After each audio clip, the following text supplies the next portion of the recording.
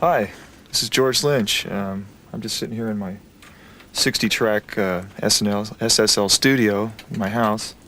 What'd you think of that, Matt? Sounded great. That's my assistant. This is my assistant, Matt. And we're just doing some work on the new Lynch Mob album. Anyways, welcome to George Lynch's Guitar Bible, and I hope you learned something. Good luck. We got to get back to work on the record. I'll talk to you in a little bit. Want to try that again? Okay, try track 45 this time, okay? 45. Yeah, okay. Roll it.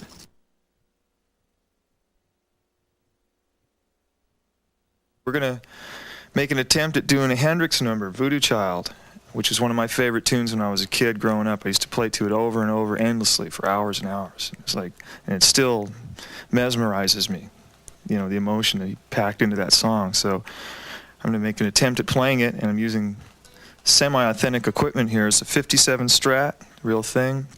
I'm going in through a rat pedal because we don't have a Dallas Arbiter fuzz face like Hendrix used. Got a chrome top wah-wah, well actually not a chrome top, but we got a wah-wah pedal, and Echoplex.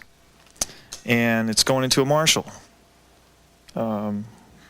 74, I think, 100-watt Marshall with 25-watt Celestion speakers. Try to get that old 60s and 70s basic rock guitar sound. So let's make an attempt at it. Here we go.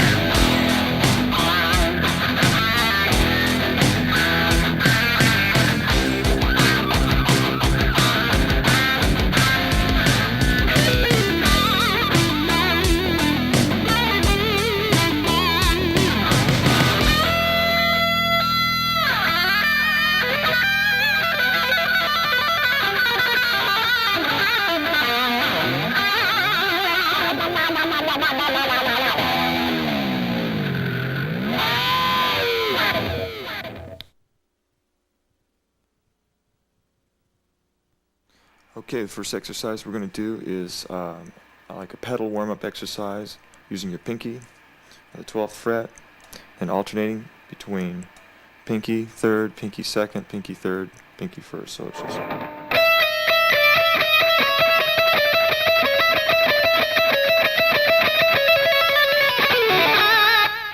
And what that's good for is to help with your pedal technique, which Yngwie uses a lot, that kind of style, classic rock style.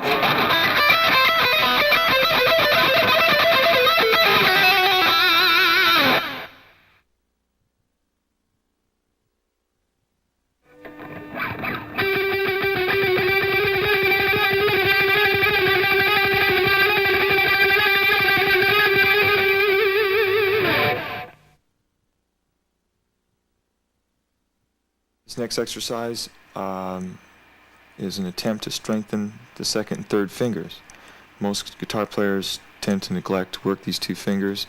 We have plenty of strength in our index finger, so what I do is fold it back behind the neck, and let's play the pentatonic shape, first position, just using these two fingers, or these two fingers.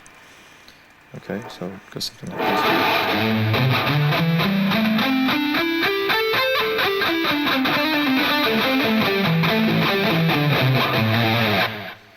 And you can play that in the relative minor position, going down to F sharp, and even get more of a stretch, make it a little more difficult.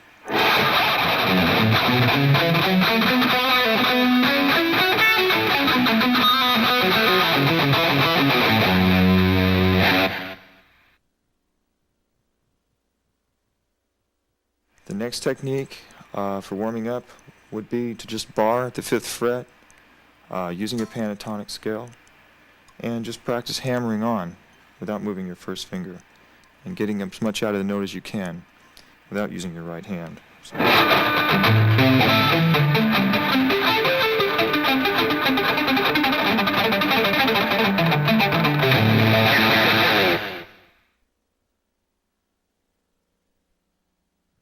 This warm-up is a pentatonic exercise in the 5th and 1st position, alternating between the two strings at a time.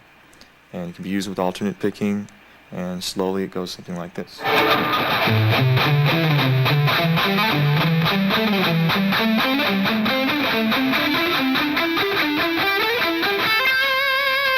And then you want to go back down.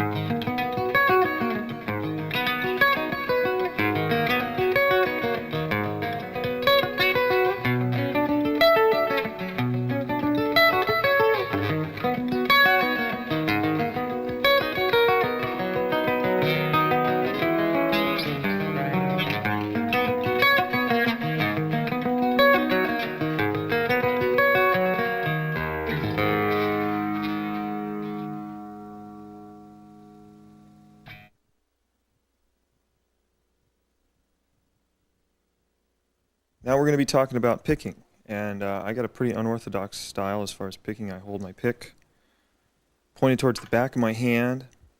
I hit the string with my finger, the pick, and then my thumb. Get sort of a rake sound. Something like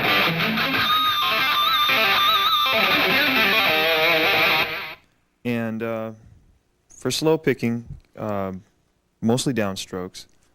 If you want to play fast, I would suggest you practice alternate picking, which you alternate between downstrokes and upstrokes.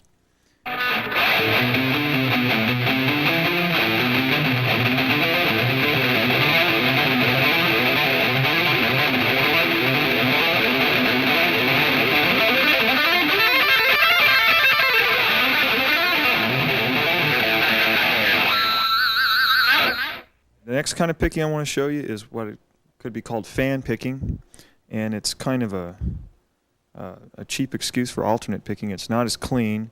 It's something I think Eddie Van Halen sort of pioneered, but he does it with his hand above the string. I do it with my hand tucked under the string, and it's usually used just on the first or second string.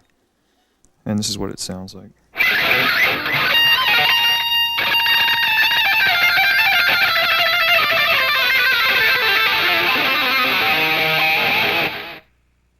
Thumb picking, well, you kind of need a long thumbnail to do it right, but and it's something I got from Hendrix. Hendrix used to do that a lot. It's just,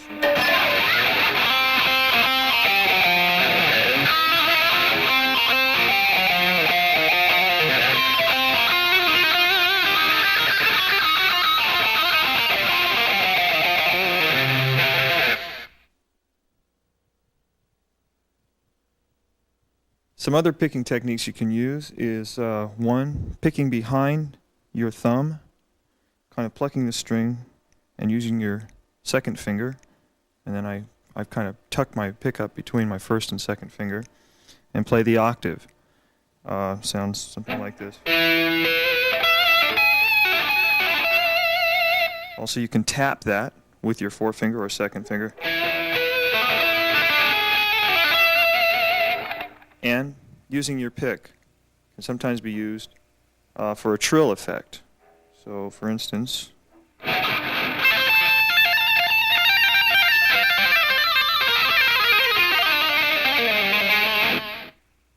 so these are all examples of different ways of picking with your right hand using your pick, or picking behind your first finger with your thumb, or tapping it at the octave. And so here's some examples of that.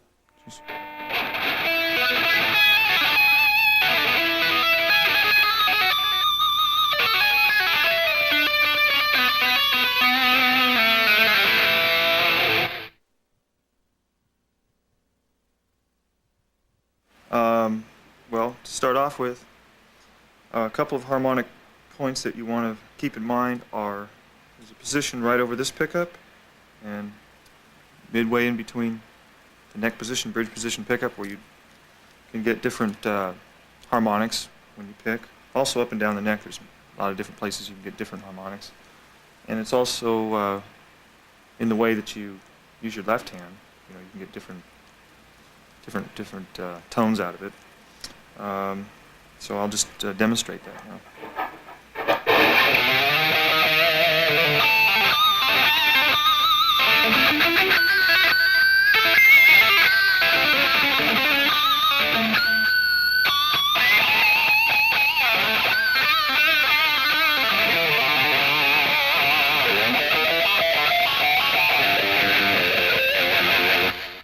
And the palm technique is, it sounds like you're playing a real fast run, but actually all you're doing is running the palm of your hand down the length of the string and getting all the harmonics from this point back. So, and it's also used with pulling off with your left hand. So kind of get this kind of thing going here. Muting it with your right hand.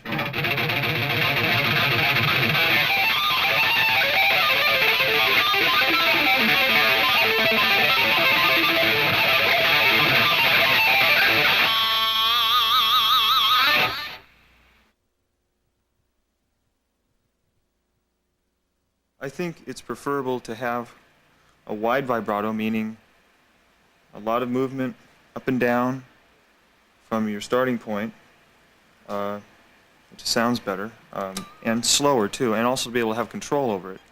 So you should practice your vibrato as far as how far you stretch it and at what speed. And I think younger players tend to have a faster, narrower vibrato, and more mature players seem to have like a wider, slower vibrato, which is more emotional sounding and help give you your own style, I think. So I can demonstrate that. I can't demonstrate the fast one because I can't do it anymore, but I can show you the slow one. And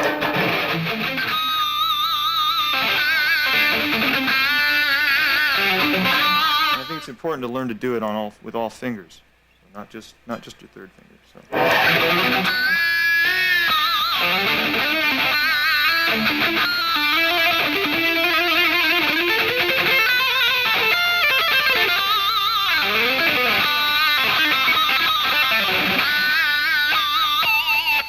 At the end there, I combine some harmonics with the vibrato. I use my first finger a lot to bend up, catch the note, and then vibrato it by hitting the note that I'm bending up to, and then grabbing it like with the third finger. So, and hitting it once more with a harmonic, preferably. And the other vibrato that I use, which actually I learned before I used my regular vibrato, was kind of I guess you call it horizontal vibrato. And I got that from mimicking Jimi Hendrix records and listening to things he did on records, but I didn't really know how he was doing it, so I tried to emulate the sound, and I did that by what's called maybe jack-off vibrato, I don't know. So practice your jacking off, okay? So here we go.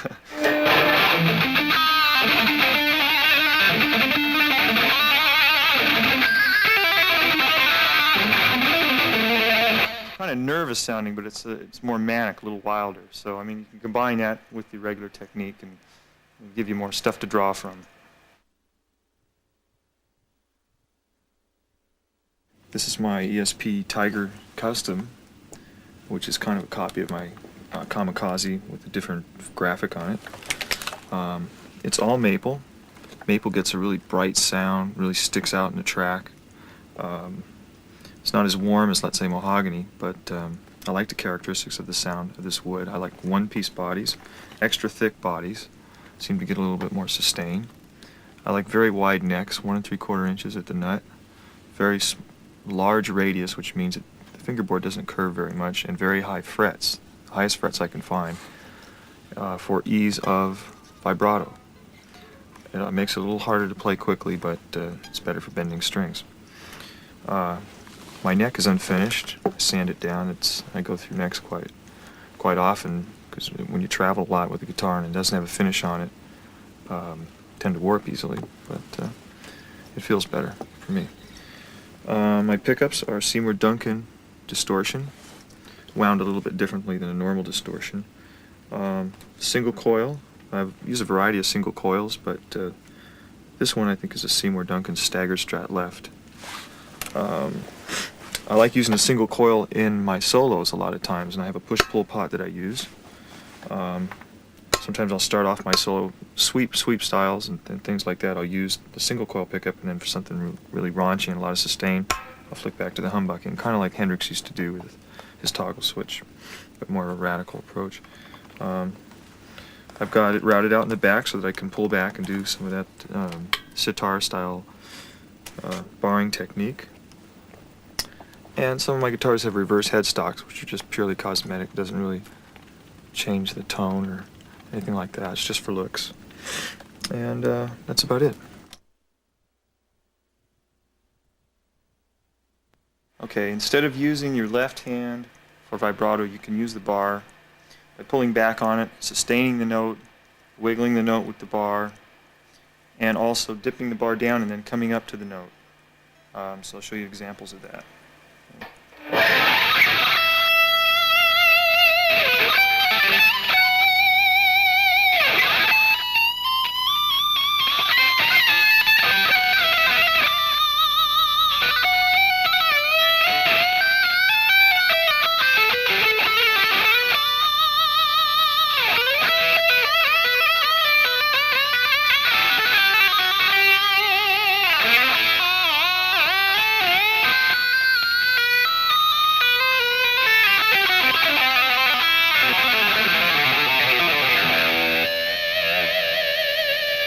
I'm going to show you a technique, kind of an Indian sort of sound. It's like pulling the bar back behind the bridge and using it to sharpen the note, and use that in conjunction with more exotic sounding scales like a Spanish Phrygian mode, for instance, and demonstrate that for you.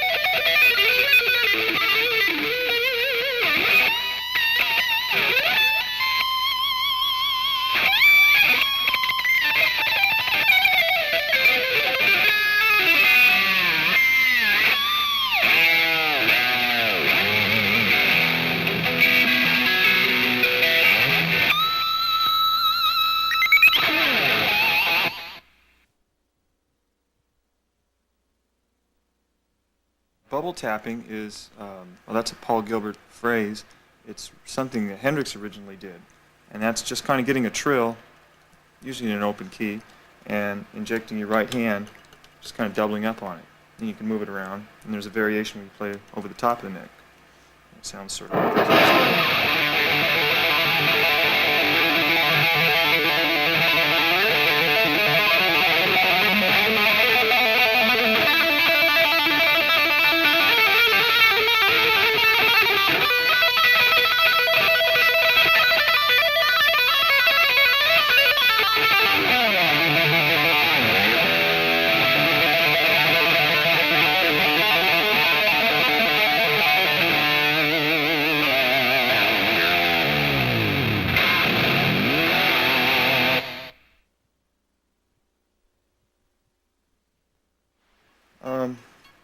When I do tapping stuff, instead of, like a lot of players do, hit the note and hit it downward, I sort of pluck the note. And I just came up with kind of a spread, a certain little melody in the tapping thing you can try. It's 9, 12, 16 with the left hand, and any variation of 17, 19, and 21 that you want to use. And you use, again, Paul Gilbert kind of trademark is a slide up from 19 to 21 and back real quick.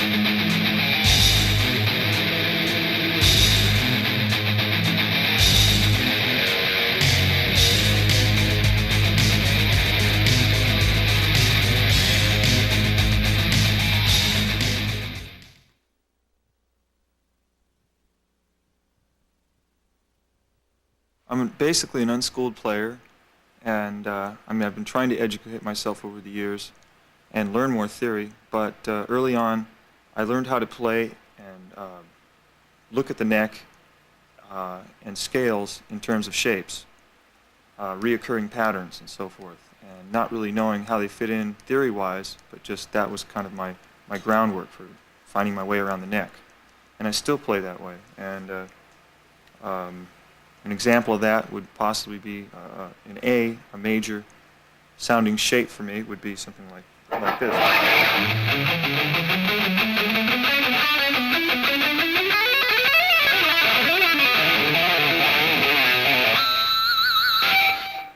And what it is, it's usually just 5 or 6 pattern of 5 or 6 notes reoccurring over 2 strings and then moving up to the octave and moving up again.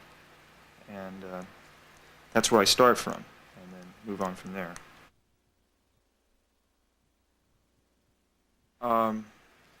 Staying with the idea of shapes, there's a thing Gary Moore does on one of his solos that a lot of people have incorporated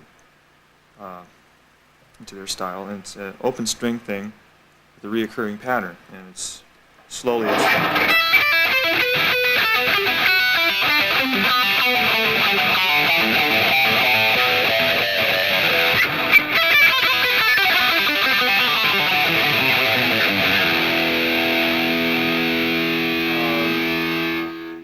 also play that with using your right hand.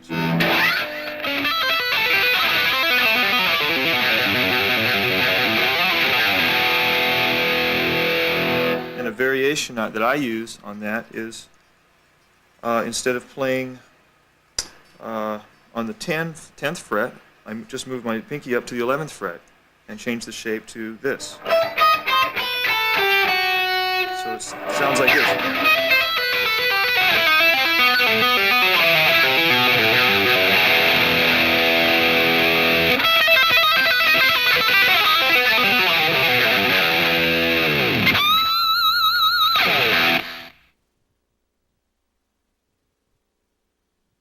Another example of shapes, but instead of descending and ascending across the strings, keeping the same pattern on 2 strings, but just continually moving it down to where it fits. Kind of a retarded way of looking at it, but that's the way I learned how to play. Considering we're playing an E, I would start here on the 15th, 17th, and 19th fret, and also using a little slide with my pinky, and also maybe sliding down a whole step when you hit to the 15th fret on the B string, down to the 13th fret and back up again. So you get this kind of effect.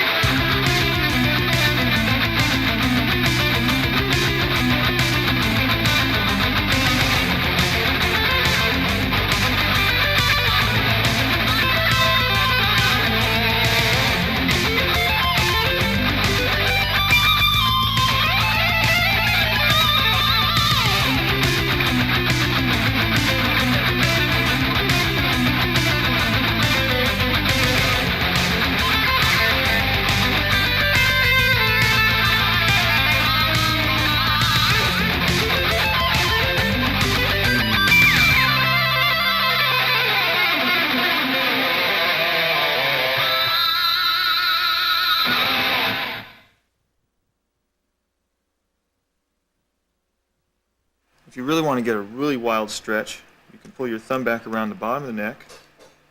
In this case, we'll use our thumb to anchor on the 5th fret, getting our pinky up to the 12th. That would be hard to do with your first finger, but it's a lot easier to do like that. In fact, you can even get more of a reach. You can get that kind of a stretch. And then just playing some kind of a melody.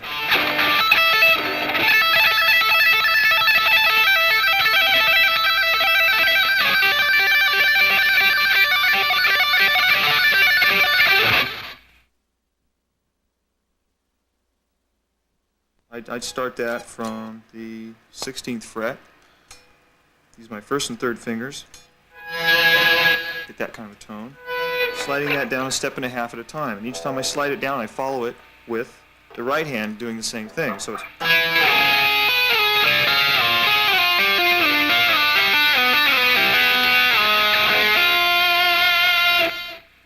And quickly, that's enough.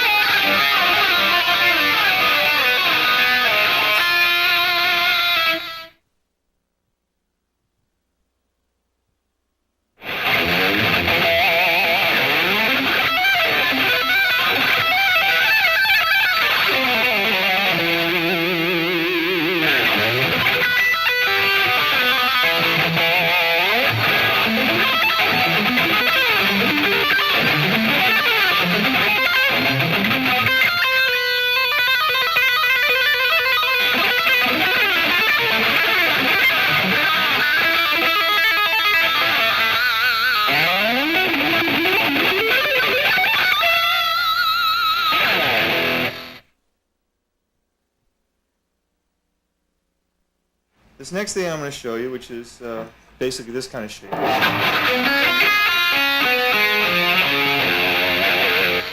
I take that shape and I move it up a step and a half at a time. What it's actually called, I came up with the shape and then found out what it was. And what it's called is a C-sharp dominant 7th arpeggio, ascending up the neck, step and a half at a time, and that's called a diminished in conjunction with sweep picking. You just it's sort of a sweep. It's not really a sweep. So this is how it sounds.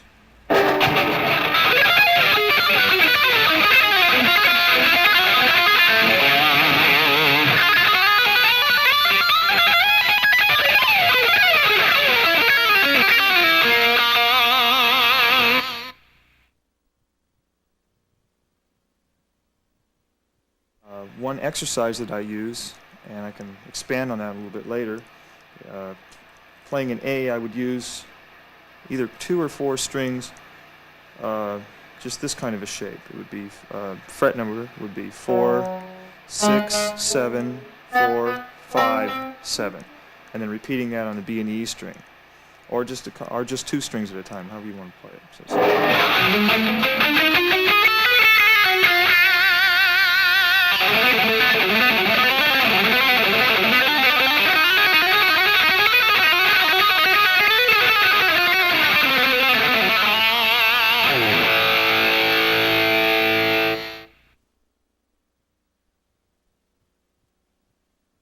I'm going to play a variation of what I just showed you, using right hand technique also with the slide. Suppose we're playing an A. The reoccurring shape would be 1st, 2nd, and 4th finger, moving up a fret and a string at a time, and you incorporate a slide with your little finger, so it would be 4, 5, 7, sliding up to 8 and back to 7. The right hand would be playing 10 and 11, sliding back down to 10, alternating between the slide here and the slide with your right hand. So this is what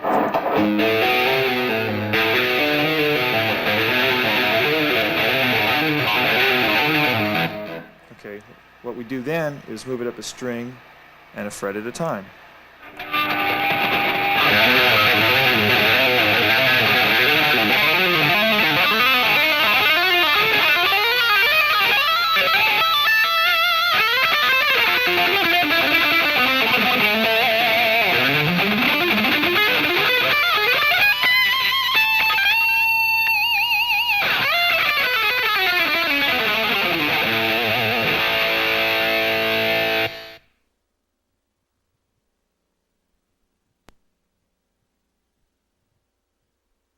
I started out playing blues, and then Jimi Hendrix is one of my first big influences, and still continues to be. I just thought he was God. He was great. He was more than just a guitar player. I mean, it was came out of his soul, I think, more than anything. It was the guitar was just a vehicle for his voice, whatever he wanted to express, and I think that's the ultimate goal for a guitarist. And to attain that goal, I think takes a combination of technique and feel.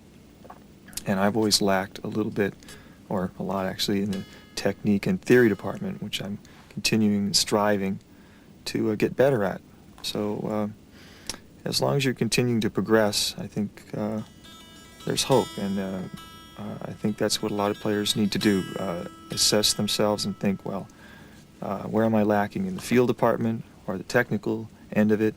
In my case, it's the technical end of it. Combine the 2 schools, and if you do that, I think you're on the right track. So keep up the good work. Good luck.